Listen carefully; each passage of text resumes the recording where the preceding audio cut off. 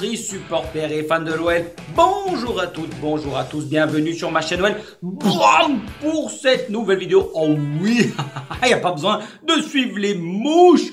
C'est la deuxième partie. On va analyser aujourd'hui individuellement l'effectif au sein de cette saison 2021-2022. Première partie, j'espère que vous l'avez regardée. Sinon, rattrapez-la, la vidéo elle est en ligne. Là, on attaque tout de suite. Regardez, je vous mets une photo. On rentre dans le vif du sujet. Je vais trancher dans l'arbre. Bam. Le graphique, il est scindé en 4, comme les 4 doigts de ma main. Pas besoin de suivre les mouches, là également. Juste les flèches pour comprendre ma tendance personnelle du nom. C'est une que la mienne. Vous me dites ce que vous en pensez dans vos commentaires. Le premier, voilà, c'est l'escalade de l'horreur. C'est les joueurs qui, pour moi, ont été vraiment extrêmement décevants. L'an 2, écroulement. Les joueurs qui ont été moyens, sans plus, avec des performances en dents de scie et souvent en neutre. La troisième partie, ce seront les joueurs, voilà, avec une prestation satisfaisante tout au long de l'année. T'as qu'à ouvrir le dico, m'emmerde pas. Tu sais ce que ça veut dire. Et enfin, au-dessus, c'est le soleil. C'est la dernière partie. C'est les joueurs qui ont réussi une bonne saison dans l'ensemble. Dites-moi, vous, dans les commentaires, quelle note vous metteriez aux joueurs, si vous êtes d'accord, pas d'accord. Voilà, j'aimerais bien avoir un peu le sentiment de mon staff pour comprendre si je vais dans la bonne direction ou si je m'égare. Je suis à la ramasse complet. Bon, on attaque tout de suite l'escalade de l'horreur. Oh, l'escalade de l'horreur, je vais pas y aller par 4 chemins, bande de race. C'est la biscotte, c'est le rouge. Ah, vous l'avez cherché, vous commencez à m'emmerder. La salade de phalange, elle va tomber. Ah ouais, stop, c'est fini. J'ai l'impression d'être à l'école, tu remets les bulletins, voilà, et quand t'as envie de dessouder les élèves, eh ben là, tu vas te lâcher, tu vas leur remettre plein la gueule pour pas un rond, c'est ce qui va m'arriver. On démarre tout de suite. Photo des stats de Oussem Aouar. Malgré, voilà, des stats corrects dans l'ensemble, 8 buts, 4 passes D, toutes compétitions confondues, il est pour moi le symbole représentatif de notre échec et d'une régression constante depuis des années. Toujours cette nonchalance, il ne court pas assez, il ne défend pas, ça manque d'effort, ça manque d'impact dans les duels.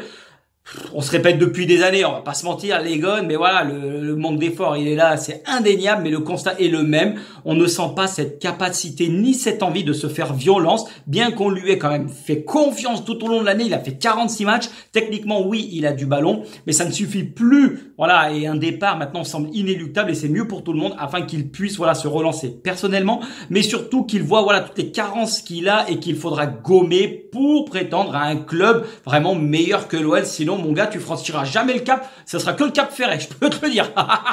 Allez, photo Boateng également au niveau des stats. Pour moi, lui, il est venu en sauveur et pomplard de service à l'arrière pour amener de la stabilité et rassurer une ligne défensive en manque d'expérience. Ça a été un fiasco absolu.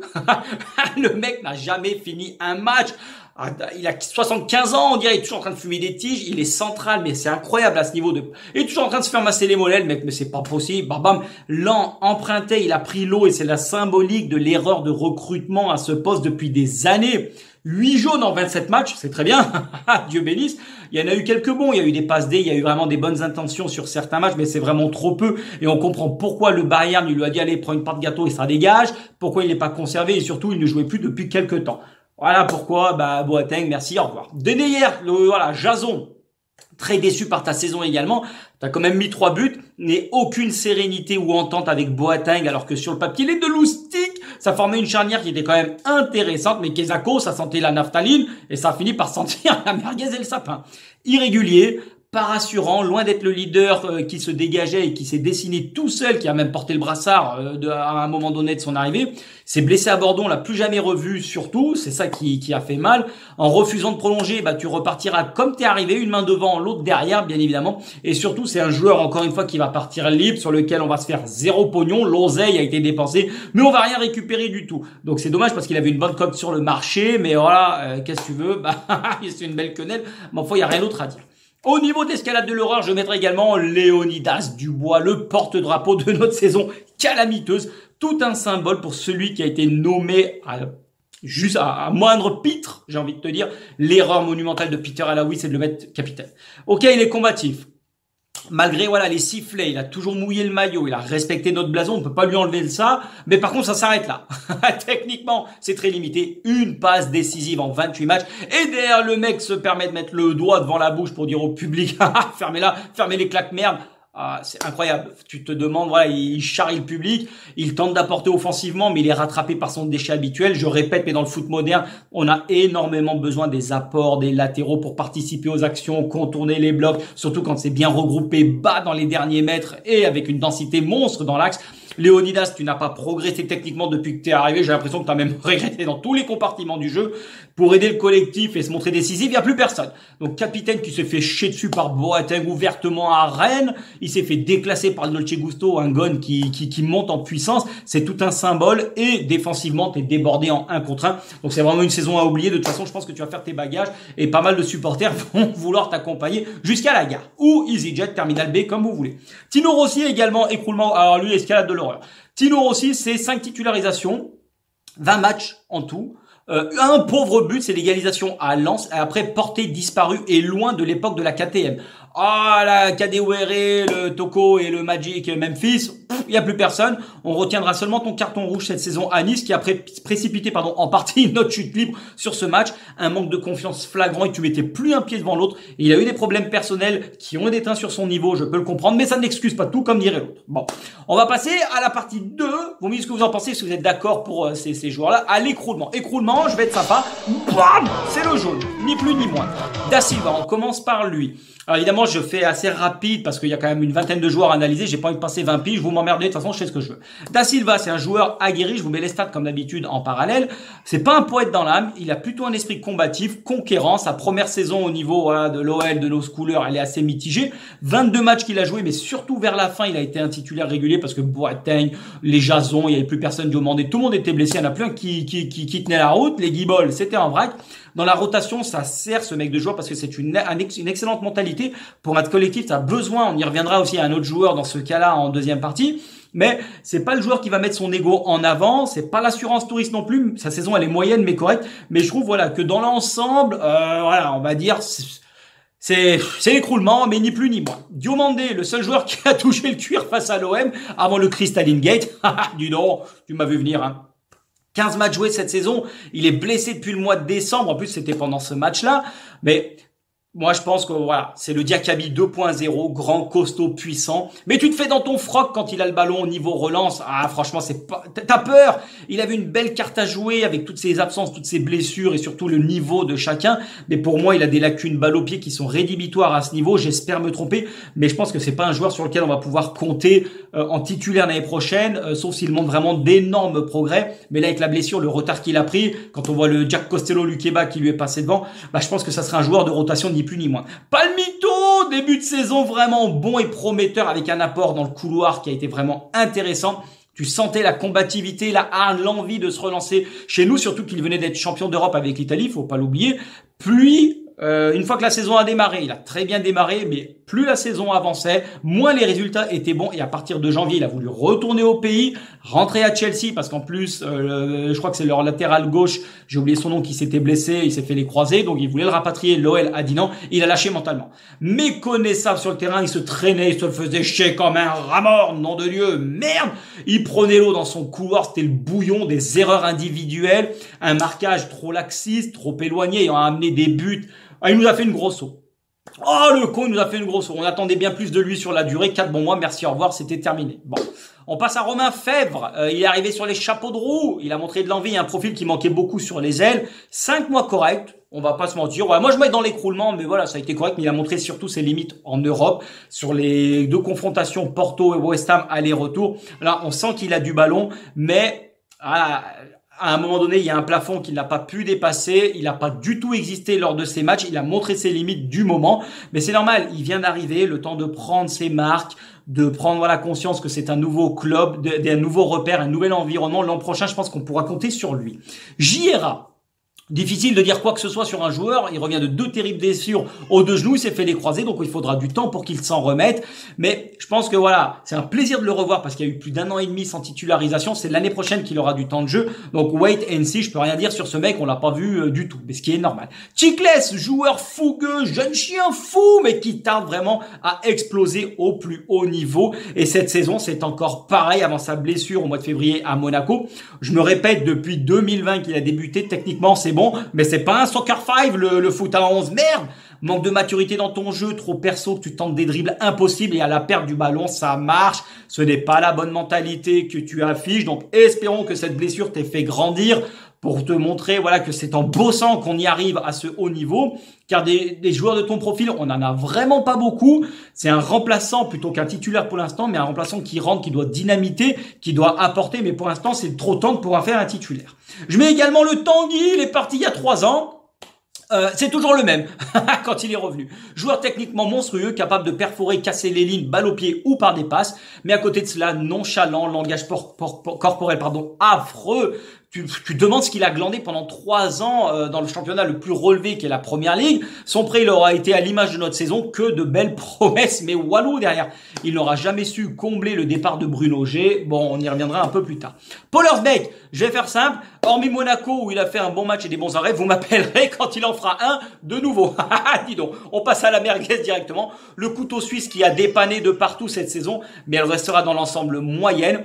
Il y a eu vraiment du bon, je trouve qu'on a pu s'appuyer sur ce joueur avec son expérience et sa capacité à boucher un peu les trous de partout, mais il a apporté un peu de stabilité, mais c'est trop peu, et dans son rôle qui est aussi important au milieu de terrain, que ce soit en sentinelle ou en double pivot, c'est un jeu trop latéral, trop lent, aucune prise de risque, il est souvent dépassé par la vitesse du jeu. Dès que les adversaires se mettaient en mouvement, on sent qu'il avait certaines limites, mais en soi, c'est un mec qui a toujours fermé son claque-merde, qui a fait ce qu'on lui a dit. Donc pour ce côté-là, je le mets dans l'écroulement, mais ni plus ni moins. Voilà, on passe à la partie satisfaisante.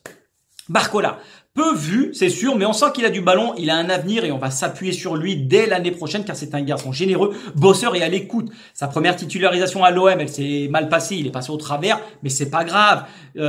C'est pas pour autant qu'on va vraiment le mettre de côté. Il a vraiment une marge de progression qui est extrêmement intéressante et je trouve que ce Gon, il a quelque chose. Il y a le Dolce Gusto, il a supplanté notre capitaine courage, Léonidas. Ce sera le titulaire l'année prochaine au poste de latéral droit. C'est un joueur qui a été formé milieu, faut pas l'oublier. Donc quand il a été repositionné latéral, c'est normal qu'il y ait certaines lacunes et des carences à ce niveau-là. Il y a 5 passes D, c'est quand même excellent. Un apport offensif toujours intéressant parce qu'il propose sans cesse dans ses couloirs, dans les dédoublements, dans les appels en profondeur. Vraiment, c'est excellent pour cette partie-là. Par contre, il a une belle qualité de centre. Techniquement c'est bon, mais il doit progresser défensivement parce que tu es latéral avant tout, parce qu'il y a beaucoup trop de largesse dans son dos, beaucoup trop haut par moment, il gère mal la profondeur, il gère mal la couverture dans son dos, il doit trouver encore le bon équilibre, beaucoup d'erreurs cette année, on va pas l'oublier, la boulette de relance à West Ham, les pénaltys concédés avec des mains face à Montpellier, à Paris sur le Neymar qu'il était inexistant, mais ils ont quand même été sifflés, ça nous a mis dans la sauce, je vais pas te mentir. Enrique, lui je le mets, c'est un peu comme Da Silva, comme je vous disais, on partait de loin, parce qu'il était nul. C'était nul au carré. Je vais pas vous mentir, mais très belle progression. C'est pas le plus technique, mais à chaque fois qu'il se joue, il se donne à fond, à 100% comme Da Silva. Et c'est des mecs comme ça dans un groupe que tu as besoin. C'est du beurre. Il sera pas titulaire, mais dans la rotation, c'est un mec, tu sais que tu vas pouvoir faire confiance. Il fera pas de vagues et c'est un mec qui va emmerder personne. Il va bosser. Il est exemplaire dans la mentalité. Offensivement, ça doit encore travailler parce que c'est un peu fébrile, on va dire. Mais il est combatif. Il est toujours bien en place. Il minimise les risques dans ses montées. Et je trouve que c'est encourageant au final quand on fait le bilan de la saison. Parce que quand il joue, regardez ses stats, on ne perd quasiment jamais. C'est le meilleur équilibre entre lui, latéral, et le Dolce Gusto. C'est simple, il a mis Emerson Palmito, hop, sur le banc de touche, ça dégage. Paquito. Paquito, comment analyser sa saison? 5 mois grandioses, 5 autres dans le dur. Il nous a fait vibrer, mais il nous a également agacé, ce magicien balle au pied. Le Joga Bonito, revoyez le but contre Clermont, les enchaînements sont magnifiques. Le petit pont Fansanis, c'est à s'en arracher les cheveux. Mais le départ de Juni, puis le départ de Bruno G, il a perdu l'étincelle, il est méconnaissable par moment. 11 buts, 6 passes décisives, toutes compétitions confondues, c'est quand même un bon bilan dans l'ensemble. Mais s'il avait maintenu un état de forme qui était le sien et la mentalité surtout depuis le début de la saison qu'il affichait, il aurait été un des artisans, c'est sûr, pour que l'on finisse mieux que cette 8e place en championnat. Le Magic Toko, saison réussie avec des stats qui sont très bonnes. Pour un offensif, 18 buts, 7 passes D, toutes compétitions confondues, dont 6 en Europa League en étant le meilleur buteur. On va dire la saison elle est réussie, c'est un des rares offensivement et même de partout à ne pas être passé au travers, régulier, performant, même si techniquement c'est folklore, c'est pas au panache, attention, il nous fait flipper de temps en temps, mais attention, dans le repli défensif c'est pas assez rapide, tu dois beaucoup plus aider ton latéral, mais voilà, il y a des situations où tu n'as pas été aussi tueur face à la cage adverse, tu en rates des faciles et des pas mûrs. On retient derrière également le chambrage face à Montpellier du COP Nord où c'est parti en vrille grâce à toi. On te remercie pour le service rendu. Tété, prêté par le Shakhtar, arrive en grande pompe. Angers, but, bim, Mirande, frappe du gauche, magnifique, décisif régulièrement parce qu'avec 5 passes D, c'est quand même excellent. Dans un rôle de super sub, moi je trouve que c'était vraiment intéressant pour ces 4 premiers mois. On verra s'il va rester, je suis pas sûr, on y reviendra plus tard dans une autre vidéo. Parfois c'est un peu trop brouillon, il a tendance à s'empaler, à exagérer au niveau des dribbles, mais il a une bonne technique, il a une bonne vision du jeu et dans l'ensemble, ces 3 premiers mois voilà, qu'il a passé avec nous sont extrêmement encourageants. Je passe au gratin les derniers et on commence par Maxence Cacré. Le top du top, au-dessus c'est le soleil. Dieu bénisse la vérité. Ah, il a plein d'oseille. Ah, Cacré, il a les poches pleines, 3 poumons, excellente saison. Dommage qu'il a été ralenti par cette blessure. Il est régulier dans ses performances. C'est celui qui équilibre tout le collectif par ses efforts, par son placement et par ses ressorties de balles. Il a rarement été mauvais, hormis au match retour à Monaco et face à Lens où dans l'impact physique il s'est fait manger, c'est sûr. C'est notre futur capitaine théoriquement. Il y a la prolongation qui a été la bienvenue. Ça va stabiliser un poste clé. Par contre, il doit se montrer beaucoup plus décisif dans le dernier geste et apporter encore plus offensivement en se projetant davantage. Je le cesse de le répéter depuis des mois. Merde, écoute-moi Maxence. Demouze, excellente saison, 23 buts en ayant manqué 2 mois de compétition. Chapeau l'artiste.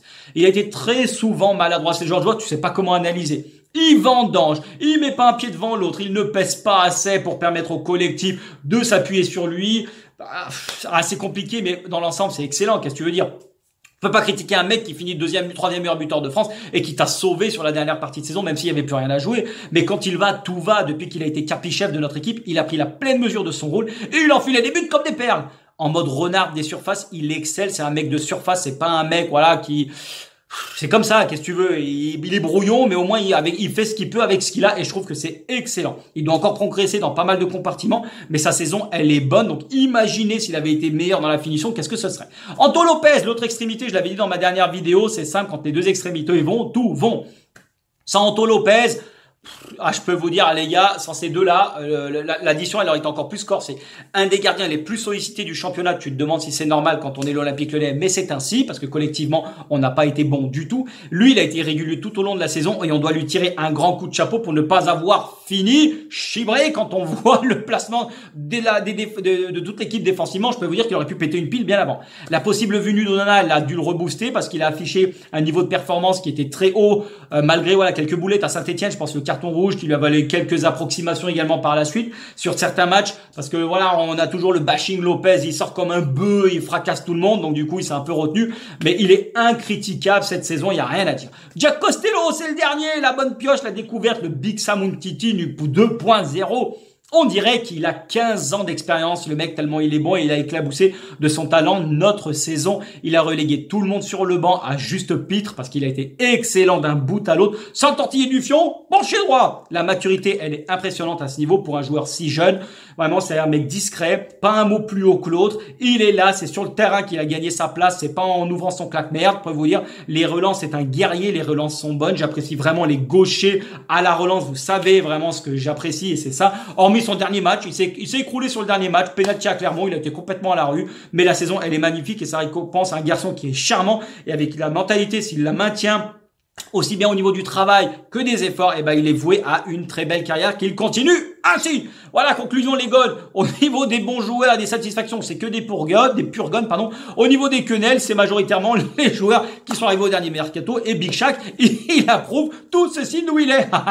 Allez les gones, c'est tout pour aujourd'hui. L'Olympique Lyonnais est et restera une formidable raison d'être heureux. On se retrouve d'ici fin de semaine ou début de semaine prochaine. Là, on va rentrer un peu plus dans le détail du mercato, voir ce qui serait bon d'acheter, de vendre pour la nouvelle saison. Passez une belle journée. Il pleut, sortez les kawaii et les moufles et m'emmerdez pas. Allez, foutez-moi le camp, ça dégage, bande de nazes. Allez, tchuss les gars.